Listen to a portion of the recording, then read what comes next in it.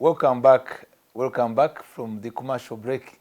We are coming to the last session and dealing with the topical discussion, the unresolved question of closed commercial banks and its impact on economic livelihoods of Ugandans. And we continue with our dear professor. May God continue to keep you as you are doing a good work for us, giving us information and teaching us how best to revive the Kigezi Commercial Bank, which was later on changed to be the National Bank of Commerce. But Professor continued to protest against that. He said, no, that is fraudulent. It is Kigezi Commercial Bank. And we continue to ask ourselves how the clients can recover their losses and the shareholders. We also talked about the issue of the interest rate, how the interest rate for indigenous banks would serve a better job for boosting the businesses of the indigenous people at a lower interest rate than the foreign banks. And all that is said in the spirit of patriotism. We also continue to discover that in the process of respecting the laws that governs financial institutions, they were diversely bleached. There was such a higher level of impunity. Political interference was mentioned by the professor when we were going for the commercial break. But there is another concern which professor has just, generously decided to give us also part of the solution.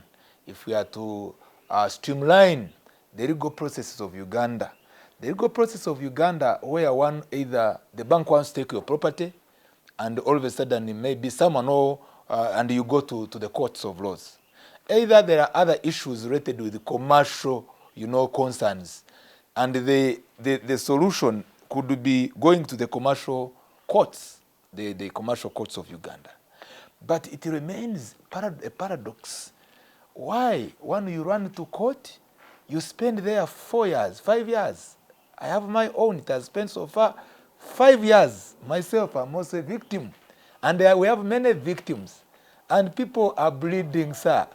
Justice is being completely, it's an abortion. It's a total death. Some people, they believe that. But the others who have been helped, maybe.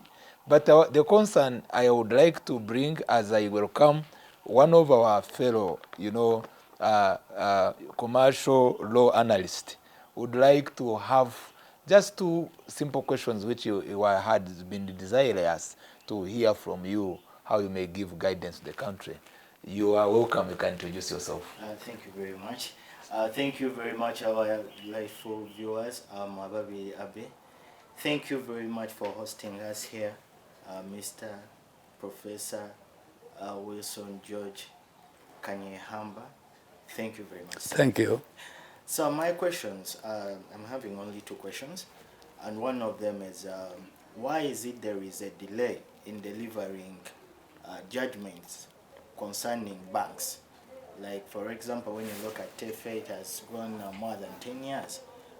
Also, Kigezi Bank, Crane Bank, why is it there is always delay?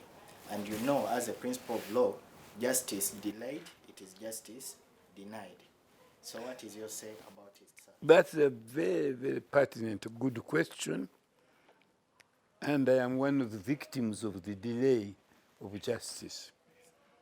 The very recent one is where we are suing President Museveni as Tibuhaburwa, the Attorney General of Uganda, Chiwanuka, and the NRM party for threatening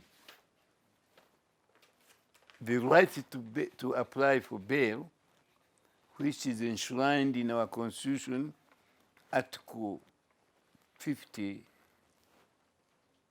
and gives us the right to petition the court, Constitutional Court, if that threatening is there. You all know that President Museveni threatened that right. But when they told him that Kanyehamba was the first petition among 6 of them, he wisely Museveni withdrew that threat and said he will never again interfere with the right to apply for bail. Museveni himself, you can call him when you finish here, and his spokesman will tell you that is true, that Museveni has withdrawn his threat against bail. The Attorney General is an expert on oil. He studied oil in the University of Dundee, and for him, although it is in his name, he has not appeared or said a word in this petition. That is in Uganda. I have written a book. I'll give you a copy after this. The unexpected happens. So all those are unexpected. Then a younger lady by the name of Wavamunu writes regularly to newspapers. When he heard that Museveni had withdrawn his threat, he directed the information to me. He said, Kanyihamba, the first petitioner in the Court of Appeal, or in the Constitutional Court, has asked court that he is withdrawing. That he is withdrawing his petition. That is the kind of Uganda we are living in. I went to the court to see the Deputy Chief Justice, Butera Richard, and the registrar. The registrar was very sympathetic to us. He handled the matter constitutionally and politically. So when the Supreme Court heard that he had cooperated with Kenyamba, you can investigate now. They have immediately transferred him to the registry in Arua, miles away, mysteriously. But all the judges and the officials who work, rather registrars, are friends of mine. So they immediately tell you, the registrar you praised, that he handled your petition very well, has flown to Arua to work there. So he has been in exile. The other one is also good. I hope they will not also take him to Karamoja as a registrar. Having said that, your question now. My case was considered by 5 judges of the Constitutional Court who were to hear it. And they fixed the date for hearing 24th of June. Then when they had Kanyamba is appearing in it, they had adjourned it forever. Without calling us, without consulting us. So presumably, it would never be heard. We are applying now to get our course for that decision, because we are telling them it is no longer viable because President Museveni has withdrawn his threat. That was the main issue. So they didn't consult us. They don't consult parties. My other case against Major General Kaindo Tafide, who is my paternal relative, has taken 20 years. And I am a judge, and I'm 20 years. 20 years. He owes me something like 200 million plus costs. He admitted in court that he owes me that money. But he doesn't have it. But is a minister. That he doesn't have the money. He should pay you. Then recently, when I put him on TV and said he was my relative, I think he became sympathetic. And he paid only 10 million. In my bank. Everybody knows about it. The media. They have not commented on it except Alternative Digital, which was very naive, but whose co-owner has been sent to jail for saying things which all Banyankole Bachiga know, but the government doesn't want anybody to say. Then my other case against Basaja Baraba. Basaja Baraba owes me about 500 million shillings. How long did it take to come to a judgment as he was concerned? When I used to be a judge of the Supreme Court, most of us in criminal cases, civil cases, Yes. civil cases can take 2 weeks. Civil case can even take 2 weeks. 2 weeks, yes. Oh, God. Criminal case, we used to take 1 day. Oh, God. Because if you are, say, 10 years here, is charged with a crime, and you hear a case the following, rather when they put it there, and you find he didn't commit it, why should he stay in jail anymore? You tell him immediately you are still charged, and he goes and stays with his family. This is it. When I was a judge, Nyondi was a judge, Twinomushuni was a judge, Odell was a judge, Sekoko was a judge. Our judgment, we see it on average, should not stay here for more than 10 days, even if it is complicated. Because there is no reason to do that. So you've cited one of the reasons as I come in to be there is also political interference in the cases. Interference, Yes. bribery. And also bribery. Bribery, bribing judges and the magistrates. They bribe them. Yes. Even for files to disappear.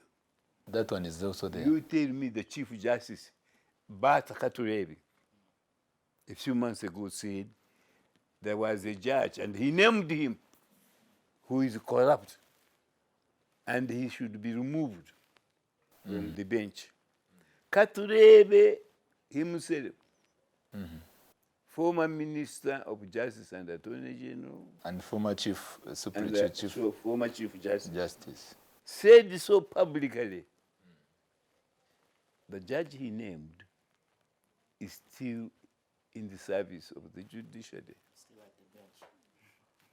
Nothing has happened to him. I named the 7 judges Who were corrupt. who were corrupt, having been appointed by the Chief Justice to carry out a one-man commission of inquiry. I named the 7 judges and the 4 magistrates, 2 of them chief magistrates. Those I named have been promoted to become judges, have been promoted to be judges, or have been transferred elsewhere, either the judges or chief magistrates. All of them. Then I got a letter from a secretary that the following, including the one named by Katurere, have been cleared. I said, send me the reports. And who cleared them? They don't have any. So small people act in the name of Chief Justice, somebody, or even President himself, and they delay the cases, the files disappear. One file was stolen by a registrar on the orders of a judge. 2 judges consulted it, and I was the lead counsel in that case. And it disappeared.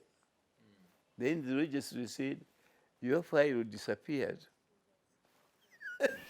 Yes, he has another question. So, Yes. Professor, Let me finish that. Okay. Your file could disappear, and therefore we can't hear your case. But the clerk there told me, no, they are telling you lies.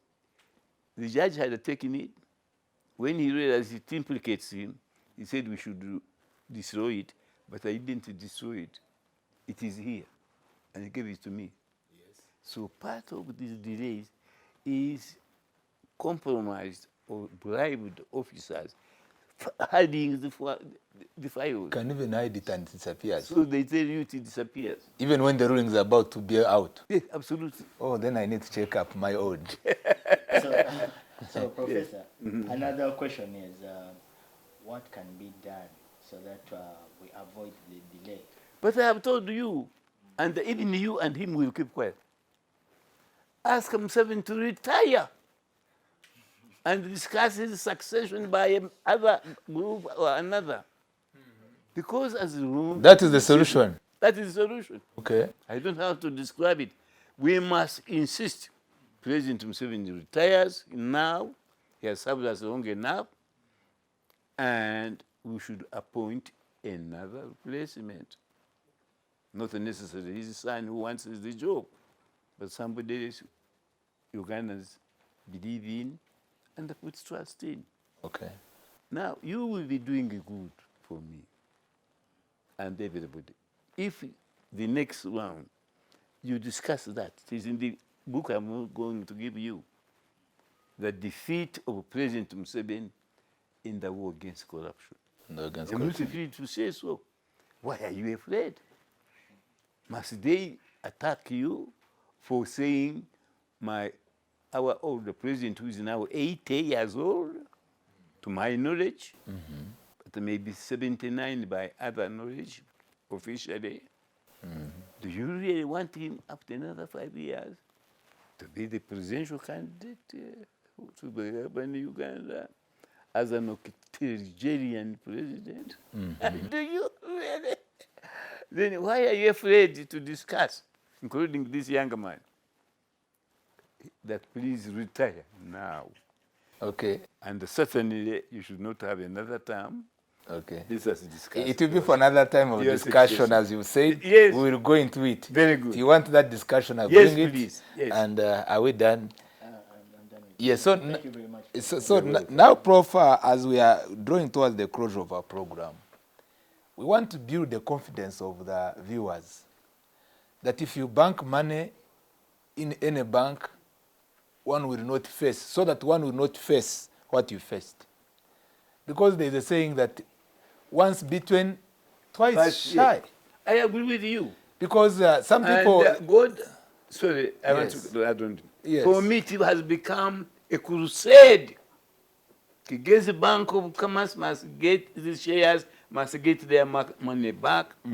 New directors must be elected.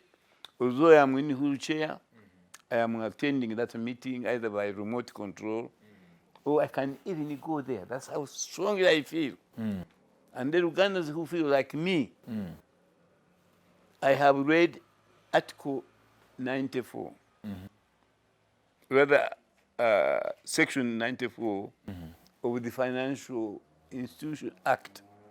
Surma and I single-handed drafted that act. Me as a lawyer and him as an economist. We are the ones who drafted that bill on the invitation of the then minister responsible for banking. So Surma and I are the best witnesses to give evidence of what the bill means and what it means for shareholders to control their investment. And it is illegal and unconstitutional to sell or give majority shares to foreigners. There is some good question I want to bring for us. Many Ugandans are admiring one of an indigenous commercial bank, which has a success story. That is the Centenary Rural Development Bank. And that's why my And one... niece here Yes. has got some share, rather some money there in account. Yes. And one And asked... I'm encouraging her to keep it there. Thank you. And one asked a question. What is that the Centenary Rural Development Bank, as we are proud of them, they have done, and we encourage them to continue to do, that other upcoming indigenous bank need to copy? Because so far, I'm not ranking statistically, but so far ranking as one of the best indigenous commercial bank. There is a saying in Chiga. Yes. Yes. Yes. The Centenary Bank is managed and controlled by Ugandans.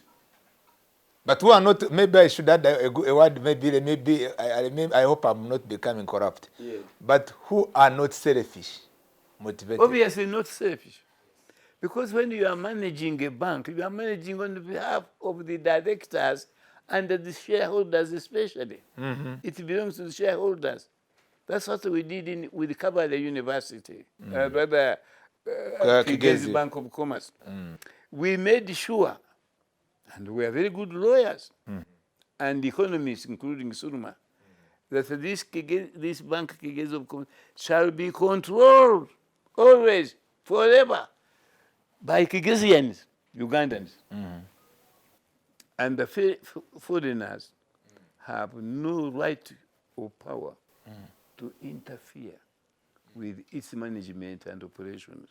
We said that in our memorandum articles of association as directed by the Companies Act of Uganda.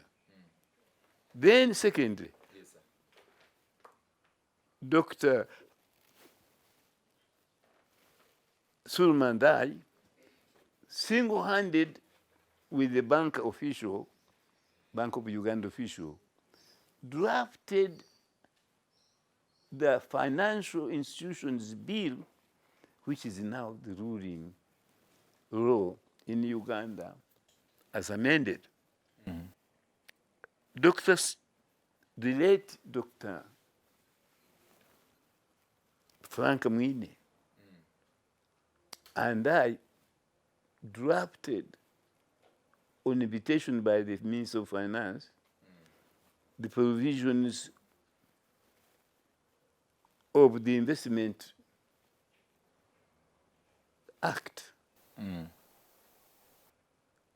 And for a while, Mwine practiced, and he was the managing director of Uganda Commercial Bank.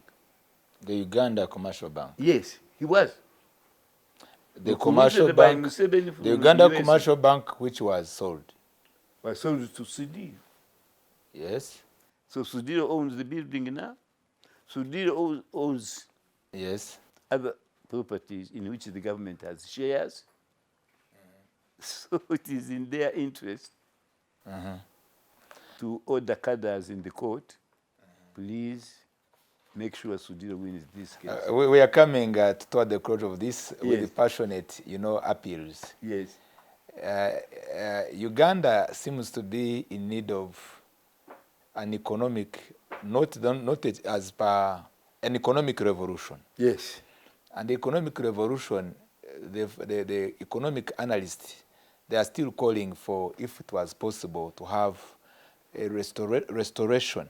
That's what we are calling revival. Yes. Of indigenous commercial bank.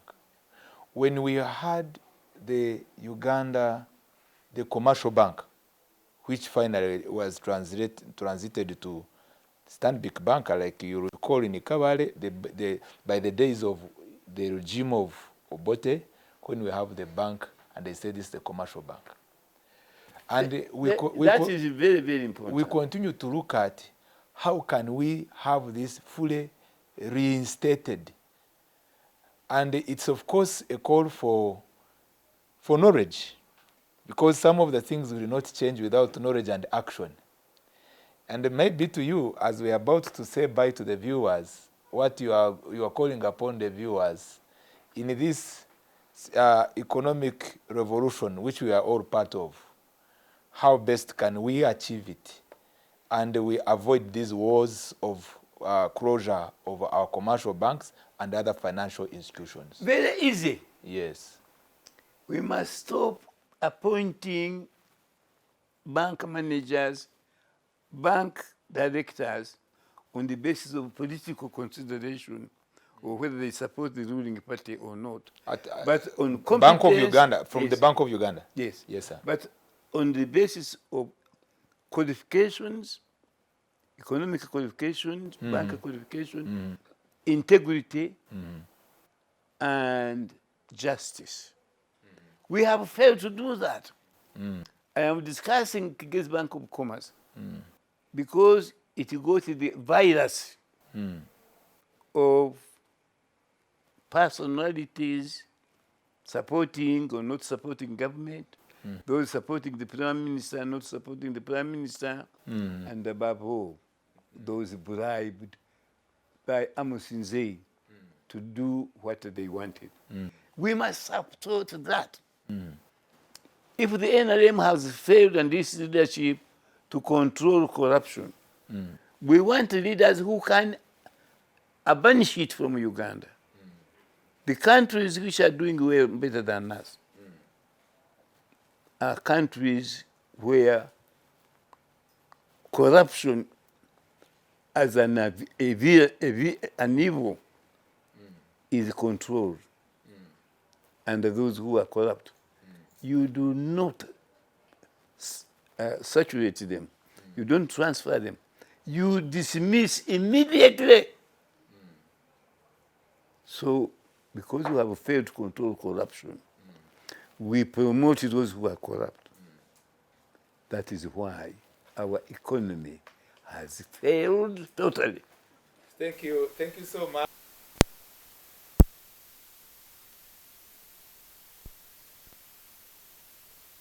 Be response to the viewers.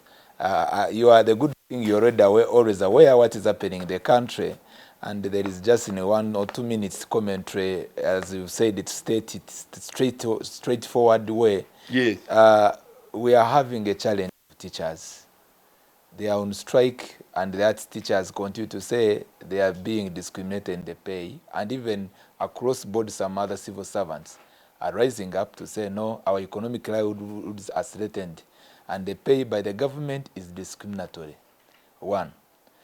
The economy, rather the education, What should be done? policy is totally bankrupt. That's number one. Number two, the current government policy is to say we have great numbers of teachers and the people within them. But today's paper, I forget which it is, it says 65% of the primary 3 pupils in Uganda can't write or read. So should the teachers It's in remain on today's strike? paper. Should they remain on strike? What do you recommend to teachers as a professor who likes education? It's a different matter. I wouldn't like them to stay on strike, industrial action. strike. They should fight improving the standards of education and the maintaining of values of what they are teaching. That is the fight which they have failed also. So they also have I a role talked to to a play. teacher Yes. who had given my niece 39 marks out of 100 in English. And they said, then put in the commentary, excellent. Then I called him, the teacher. Did you make a mistake in calling 39 in English excellent or not? He was rather annoyed. He said, I never fail. I've been teaching for 12 years. And that picture deserves a comment. Yes. I said, why? He said, and revealed even more wrote, he said, she was first in that class. With 39%. With over 100. Yes. Oh. Then finally, on this matter, thank you so much. We have taken your commentary very well. You continue to hear Dr. Kizza Besigye is being arrested because of the economic war which is outside there, especially trying to see how we can, how maybe the skyrocketing of prices can go down. What do you encourage Ugandans versus the agitation, advocacy for reducing maybe the prices, and then versus the political class also, especially the activists who are fighting I am not an economist as such, but part of the raise of prices in Uganda are political, part of the reasons. When you read my book, yes, called The Defeat of President Museveni. 2 minutes you conclude and I will we give just you call a it off. copy. When I was Minister of Commerce, for which Museveni praised me that I did a good job when I was Minister of Commerce, there was a misunderstanding between the government and the traders. And they made sugar disappear. Sugar, salt, and foreign beer, partly because of my policy, disappeared. And there was agitation by them and journalists that Kenyamba should resign. Museveni knew I had done the right thing. I was following government policies, and it was correct. But these people who are smugglers and cheaters want to bypass our policies and laws and encourage magendoism. So the issue goes back to how to handle the fraud, corruption. That's right. That will give a solution. So what Museveni did, Yes. which was correct, Yes. it is the only thing he has ever praised me, being a Minister of Commerce. He said, Kanyihamba is honest. He's trying to show us that you can improve business and the commerce by being honest. What's the last word you are giving the viewers as we end our program? Never accept wrong things. Never Challenge challenge, yes. everything, even if people think they will kill you. I have challenging our government. I came in a government as a human rights activist, not a military man or politician. I've been doing it even when I was a minister of commerce and of justice later. Yes. Why hasn't Museveni killed me? Okay, thank you. Thank you so much. That statement is good for us to go. Always please ensure you challenge every wrong thing. Absolutely. And never fear, because Professor has always not feared and he challenged what's wrong. And he testifies that he has never been killed.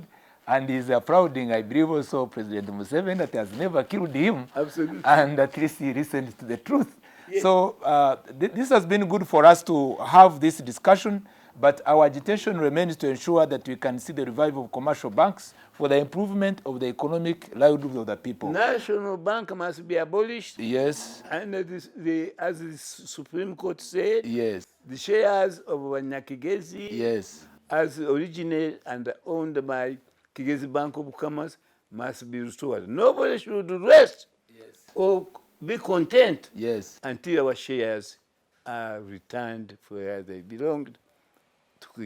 Thank you for staying with us. Thank you, Professor, for giving us such a gesture to welcome us here at your home of Ziga Hill, now which is called the Kanyihamba Foundation Hill.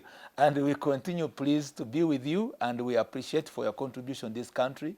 We cannot be among anyone who may forget. Yes. That's correction. Yes, please. The road is going to be called, it hasn't yet, yes, be called Kanyihamba Road. Kanyihamba Road. Thank you.